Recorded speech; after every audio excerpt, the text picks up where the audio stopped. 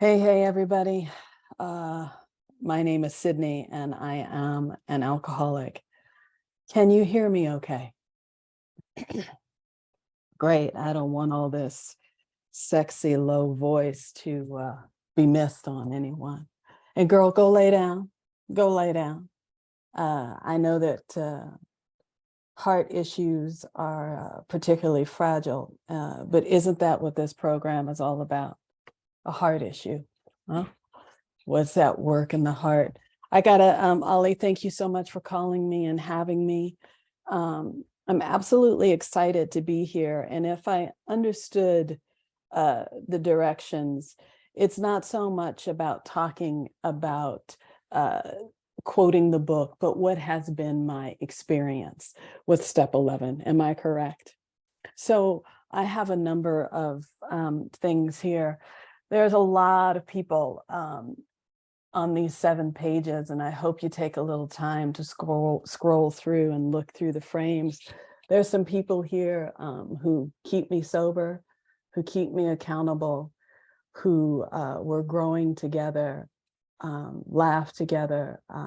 My partner is on this meeting, my brother is on this meeting, sisters are on this meeting. Not sure if my mom has jumped on, but I just have to tell you that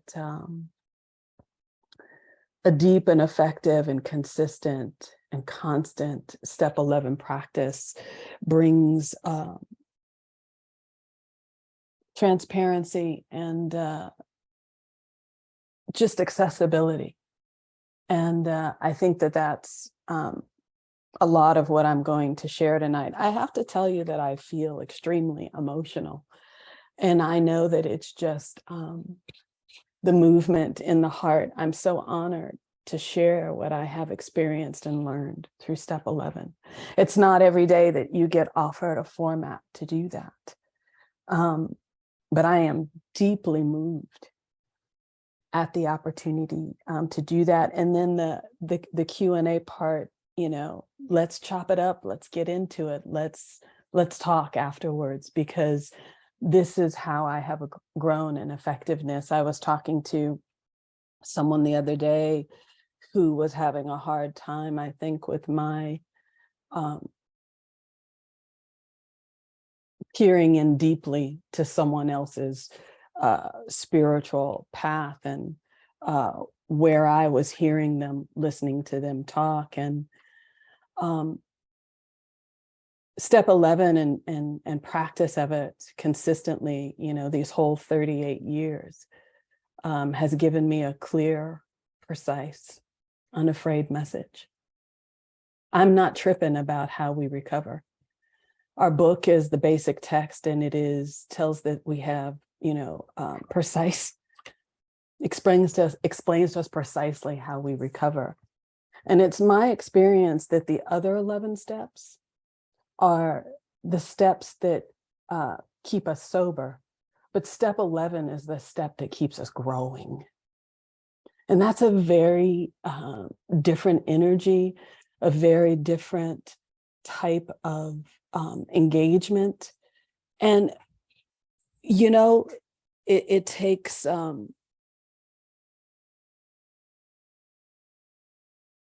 incredible humility and a state of being teachable to really be able to move with, flow with, be changed and impacted by the powers and the mystery of Step 11. So again, this is my experience, and anything is unclear, disagree with, want information on, I hope we can do it in the question and answer. And if not, I'm always available to talk about this. So I thought life will be placed on a much higher plane. And of course, it says when our thinking is cleared of, false motives. But I just first wanted to declare, I think, one of the most beautiful promises. I've heard people share in Alcoholics Anonymous, they'll stand at the podium and say that, my mind is a ghetto, or my mind is a bad neighborhood. And that has always broken my heart and offended me. For those of us who live in or work in and dedicate our lives to the hood, because there's great beauty in the hood, great wholesomeness in the hood. But I have often wondered, how can you be sober, sane, effective, and happy if you believe that something is permanently wrong with you? Let alone this brain, this God-given life force tool, transmitter of the cosmos, deep mystery, ingenuity, innovation, creativity, insight, beauty. How can you keep promoting that from the podium when, in fact, the hallmark of my disease as an alcoholic is that it centers in my mind? So if this treatment plan doesn't actually heal my mind, I am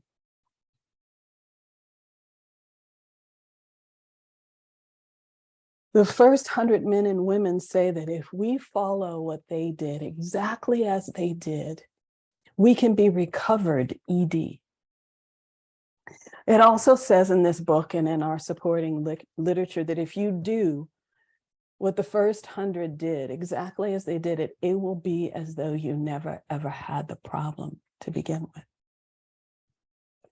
So for those of you who may think, I'm saying too much, I just have to say this for myself, Ali. There's many lines in 86 to 88 that helped me know that this is about my mind being returned to me. This is about my mind being healed. This is about sanity returning and sanity being the issue, not just around my relationship with alcohol, but around everything. Because when my thought life changes, the way I live will change. Because every single word I speak and every single action I take comes from my thought life. So if I have a thought life based on resentment, anger, disease, isolation, loneliness, racism, hatred, greed, delusion, you owe me, here's the campaign to make everybody pay, guess what I'm getting back? And then my book says, we wonder why we're having such a hard going of things. It's because of what I'm thinking. I've also learned here through step 11 that my thought life, what I am thinking is like, the universe is like a photocopier. What I put out there, I get back. So what I'm thinking about is what I'm getting back. Have you ever just sat down without getting involved in your thoughts? Just write down real fast what your mind is spewing out. Ooh-wee. I did that and I was like, girl, no wonder why you ain't winning. No wonder why you ain't winning. And this is where step 11 has come to help. So it says on 86, for after all, God gave us brains to use. That's an affirmative for our brains. Our thought life will be placed on a much higher plane when our thinking is cleared of wrong motives. Yes, there's a condition. For folks who say there's no stipulations and conditions in this program, Bill is messing us up all the time with we, as if, when you ready, all the time. You go down a little bit and it says we are often surprised how the right answers come after we have tried this for a while. That's thinking, that's intuition. We're praying for inspiration. We're asking God for an intuitive thought or a decision. Here's my mind again. What used to be the hunch or an occasional inspiration gradually becomes a working part of the mind. This mind of ours is here to help us and help others, right? And he also says, we find that our thinking will, as time passes, be more and more on the plane of inspiration. And he says we come to rely upon that. And it says later on, we ask for the right thought or action.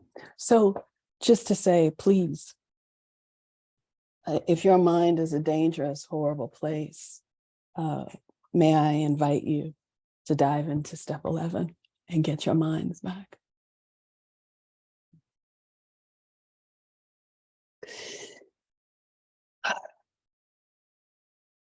My very first practice with step 11 came when I was introduced to Al-Anon. My mother got sober when I was 14 years old, and she sent me to Al-Anon. I got sober when I was 19 years old. So that's a lot of belly full of booze, head full of 12 steps. But in Al-Anon, they had a step 11, and let me share with you, for those of you who may wonder, my very first 11-step practice was cursing and walking. I cursed God. I cursed at everything and everybody. I cursed. And if people think that the word fuck cannot be expressive, they just don't know very many people who use it well. Think of Richard Pryor. Think of Lenny Bruce. There's some folks that use it. It can be an adjective, a pronoun, a noun, a verb, an adverb. It just, everything was cursing someone out. But it was this thing that I have to tell you, that the world wasn't right. Nothing was right. And the only way that I could be somewhat sociable was cursing and walking. That was my first meditation practice. I was also then introduced to daily journaling.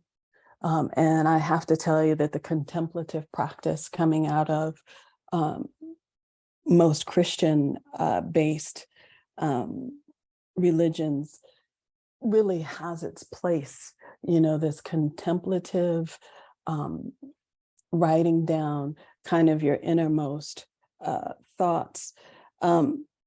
That can become dangerous in my experience if it's just a tirade and a harangue.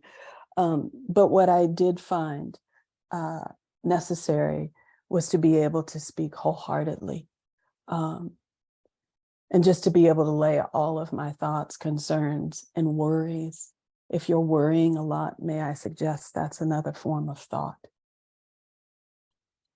And I needed God to heal me from worry.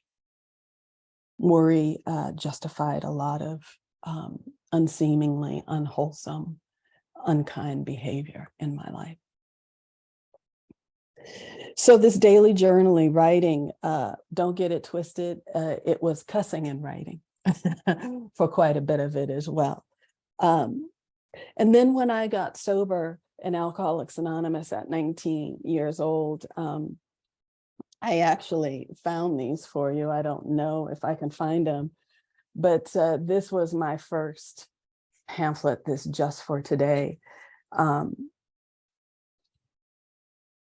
This one thing socialized me in the world and taught me about goodness, how to do something for someone else and not get found out. So beautiful. I will exercise my soul in 3 ways. I will do somebody a good turn and not get found out. If anybody knows of it, it will not count. I will do at least 2 things I don't want to do just for exercise. I will not show anyone that my feelings are hurt. They may be hurt, but today I will not show it. I used to spend the first hour upon awakening writing this out, what my plan was going to be, and then looking over it at night to see if I fulfilled any of these things. I remember the line that used to plague me the most because I just didn't understand it. Just for today, I will be happy. This assumes to be true what Abraham Lincoln said, that most folks are as happy as they make up their minds to be. I have to tell you, I didn't know how to do that.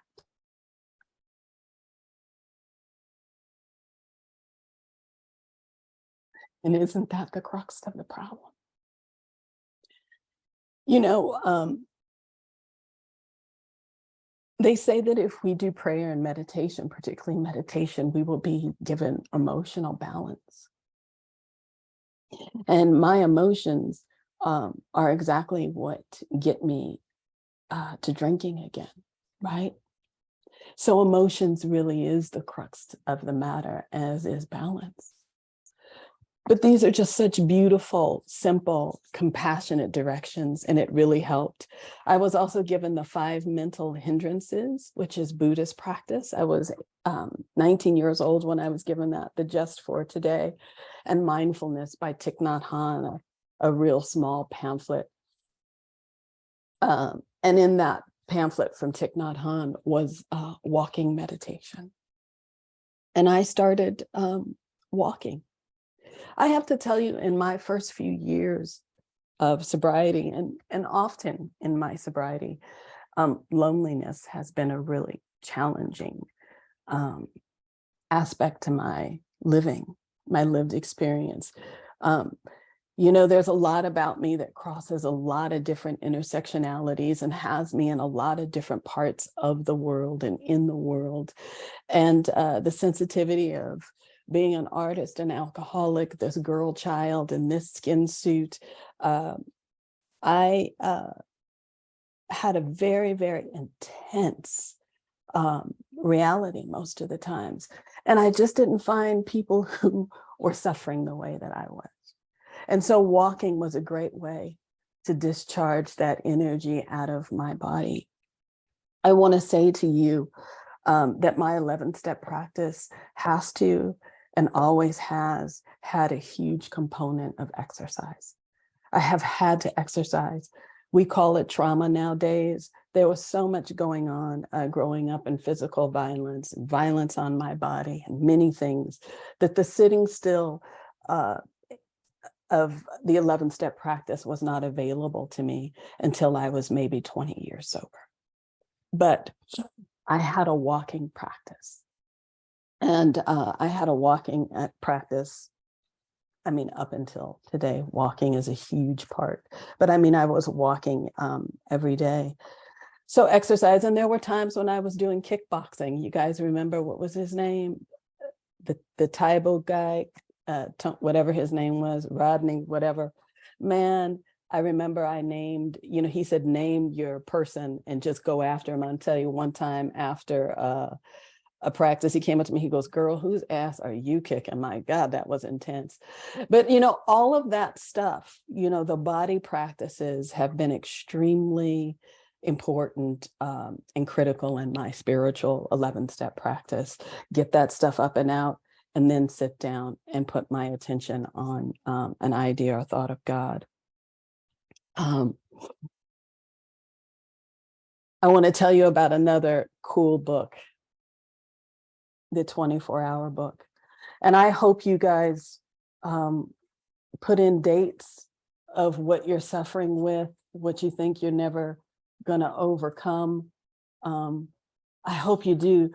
Books are spiritual companions, and I read over these things, you know, each day a new beginning is something I've had since 1985. This particular book, this is one I've had since then as well. And it's been so beautiful to read the things I never ever thought I was going to overcome or have freedom from. And over the years, read them and go, oh, wow, you know, so beautiful.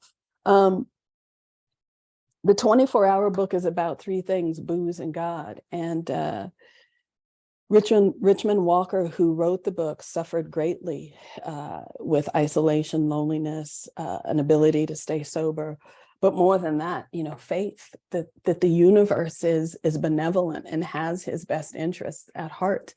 And so one of the things I can tell you to do is that whatever particular brand of spiritual suffering you have, I so encourage you to find spiritual buddies, companions, where you can read their process up and out, and let, you know, if you don't trust someone on these little frames, trust them and try what they did. Do you know Howard Thurman? You know, I can cry just mentioning Howard Thurman. You know, he's helped me immensely, you know. But the 24-hour book, turning statements into questions, just like we do with the big book of Alcoholics Anonymous. Is this me? Have I felt this way? Where am I at with this today? Meditation, prayer and meditation, it talks in our book, is about need to have the proper attitude and work at it. You know, Kobe Bryant was so good because he was always on the court. Tiger Woods broke everything and mesmerized you because he was always on that golf course. You know, whoever it is you're thinking about, you know, it is because that is where they are all the time. We just saw a movie about Spielberg, you know, his life, and whatever you want to think about him, the cat was making movies for forever, whenever he had a second, with whatever he had. And that's what makes any muscle strong. What is the proper attitude? For me, it's been focus, being undisturbed focus. See what the inner essence of something is. Where do I stand with it now? And our book talks about constructive imagination.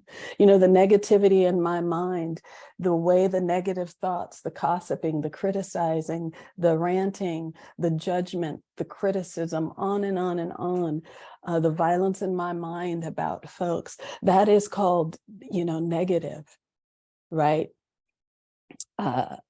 Imagination. I remember one time Brett Bozeman said to me about my practice, you know, he said, Sydney, no joke. He says, I would say in Alcoholics Anonymous, you are the most intelligent human being I have ever met. Black, white, gay, straight, male, female, whatever. He says, you really are highly intelligent. And he says, and I believe you've been given certain gifts by God of intuition and insight. And he says, but what I'm asking you is, how are you using them to build up the people around you, therefore yourself? If your prayer life and meditation life still got you fucked up, I'm saying you ain't doing it right. I'm saying it's just another exercise in self. I was taught that prayer is to ask God to direct my thinking. I've also known as I've gone on in 11th step prayers to stop asking for shit.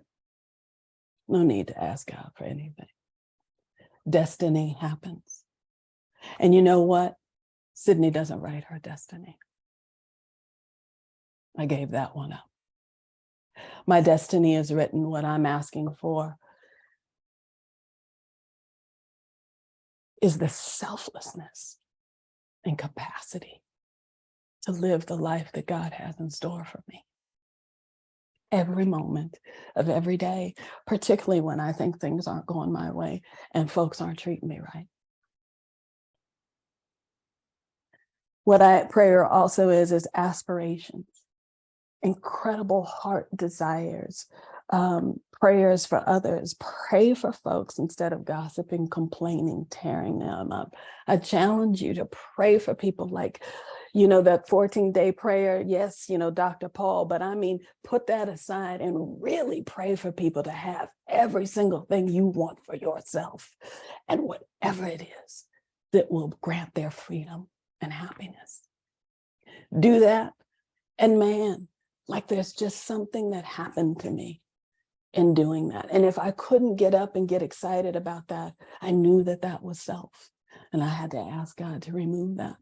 Because you see, for me, and you know, I was just talking to someone who I love so much today. I don't know what you all want in alcoholics anymore. I don't know what the fuck you want.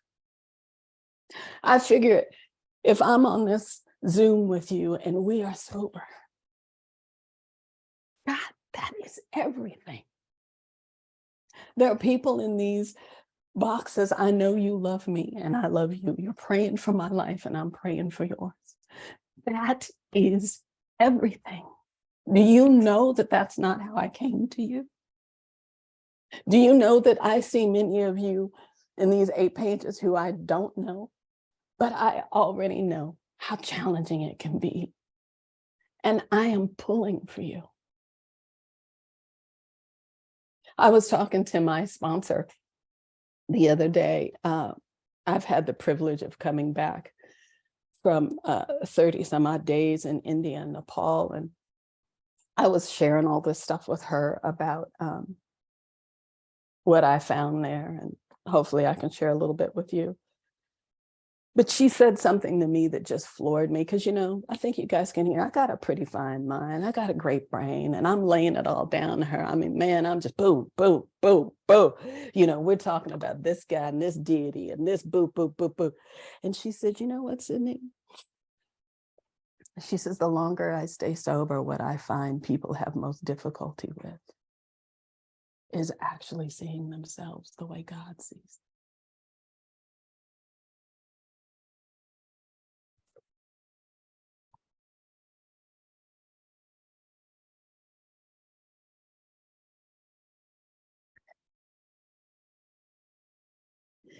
And I thought, there it is. Not the worst, not fucked up, not broken, not, incapable of having a relationship, none of those things. The fact that, there has been a powerful transformation in my life and yours as a result of coming together in this thing called Alcoholics Anonymous. It's everything. It's everything. And it's the opportunity. I mean, this is a deep spiritual program that talks about that my disease centers in my thinking, and step 11 talks all about our thinking. So these God-given, the proper attitude, right, is these God-given tool, this transmitter of the cosmos, deep mystery, imagination, creativity, beauty. And meditation is deep listening, breath that sweeps the mind. It's, 5 letters, LETGO, a clearing out of everything that isn't reality. And we should discuss reality, because if there's anything that's wrong or not as it should be, I have found that that's actually not reality. That's my rejection of reality.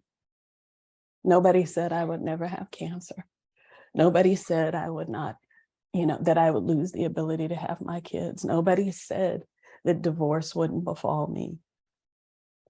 And none of that is God. I think here's another thing I found in step 11, God gets blamed for everything, but it's actually not God. So there's so much beauty, and step 11 has helped me see the beauty of life in any and every situation. And it's helped me through self-forgetting. And, just for today is the first one that really, really taught me how to forget the self. And then I've got into more and more practice. Meditation and prayer is me reestablishing every single day my desire to do God's will. Isn't that a trip? So how much time do I have? Who's ever timing me? Is it like 10, 15?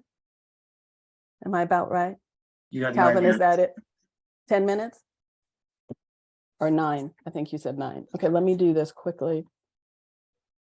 There's so many things in the 12 and 12 as well.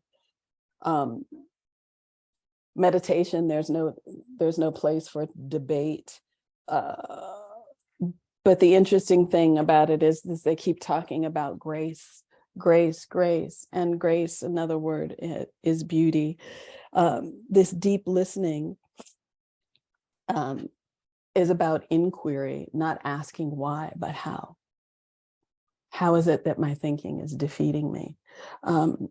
How is this affecting my relationship with alcohol and my relationship with others? Where did I first hear this thing that keeps going on that should be a certain way? Is it true? This reality. The Language of Letting Go is another huge book that I ask all the folks who I sponsor, along with the 24-hour book. But The Language of Letting Go really talks about the way in which I keep seeking people's approval. So therefore, they're my God and not God. And it's so great to just hear it firsthand. My mother gave me this book. My mother's, she gave it to me in 2010, and I couldn't start really reading it until 2014. That's how sick I was. So I love to date things and just put them aside. God always comes back around and says, yo, you remember that book I gave you? And this is a lifesaver. And again, just dialogue with the book. There's so many things underlined and little prayers put in for people and myself. There's so many books that have helped me understand what life is and how to really look at reality in a different way and look at suffering.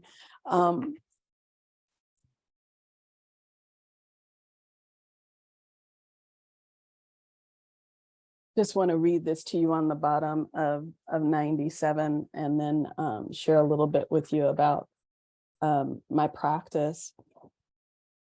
It says, for the same reason, when we refuse air, light, or food, the body suffers. And when we turn away from meditation and prayer, we likewise deprive our minds, our emotions, and our intuitions of vitally needed support. As the body can fail its purpose for lack of nourishment, so can the soul. I have found that in the 38 years that I've been sober, there's no way that I can continue to do the same type of 11th step practice. It's had to evolve and grow. And that I have been through the emotional ringer a number of times in sobriety. And that doesn't necessarily mean that I'm doing anything wrong. I have found that it means that God is calling me higher and that I have had to look for new nourishment. Meditation, again, is about emotional balance for, isn't this the crux of my problem? The principles that meditation and prayer have helped me, it says our book, that we've been discussing and that have helped me find is love, forgiveness, harmony, truth, faith, hope, recovery, freedom, light, joy to every single human being in and out of this program, behind the wheel, standing in line, people who I'm resentful at. I have a prayer now where I, instead of saying, an aspiration that folks be relieved of their suffering, that all sentient beings know really the criteria for happiness and freedom, and that they never ever be separated from those things. Thank you. And that that every single human being would come to make absolutely no separation between friends and their enemy. Wouldn't our world right now, our nation, be so different if we could just have a second of that? And I have found that this is what I've had to do. So, this blessed mess, really having me learn how to understand the hidden treasures and the really hard stuff of life was really, really helpful. The Shack, if you haven't read it, it's extremely beautiful book. The Feminine Face of God. There is a way that women suffer and need to seek God maybe differently than men. Open mind, open heart. Thomas Keating, y'all, if you don't know him, he will break you off cold-blooded on how to do some centering prayer. The Four Agreements, man, was that a good one? Was that a good one? Right? Man's Search for Meaning. Wow, Viktor Frankl and those folks who were in concentration camps. Jesus.